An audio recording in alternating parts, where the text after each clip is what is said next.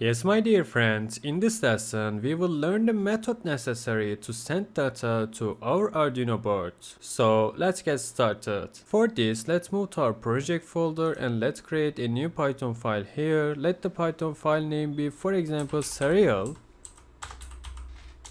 1_5.py and let's press enter.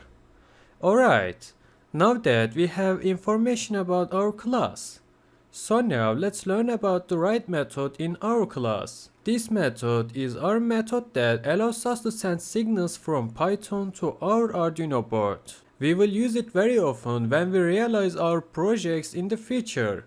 In order to communicate our method with Arduino, we must define one parameter. The name of this method is write method. Its usage is object name dot write, and also we need to open and close parentheses, and also we will enter one parameter here, the parameter which data we send from Python to our Arduino board. So let's make an example now. Let's import our serial module because we need to send the data with serial module, and also let's create an object now.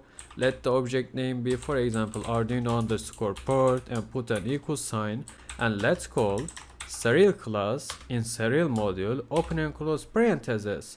As you know, our port name is conf5, and that's why I will enter here conf5 and put a comma, and the second parameter will be the serial communication speed. Let's define as 9600, and we are done. So let's move to a new line. And also, if we want to use the write method in our class, what we have to do now is to call first here our object name, so which is Arduino port, and also put a dot, and let's call write method and also open and close parentheses. The object name here is a variable to which we assign our class.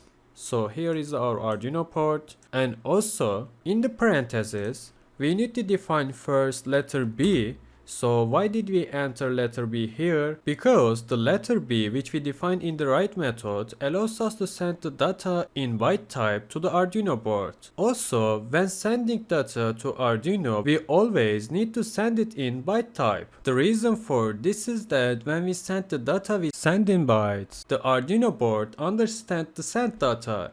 If we send the letter D data as bytes, so like this, we will create single quotes here, and also, for example, let's define letter D here. If we do something like this, and also if we run our code, the Arduino board will also understand this data as letter D. So we are done. Yes, my dear friends, in this lesson we learned about the write method.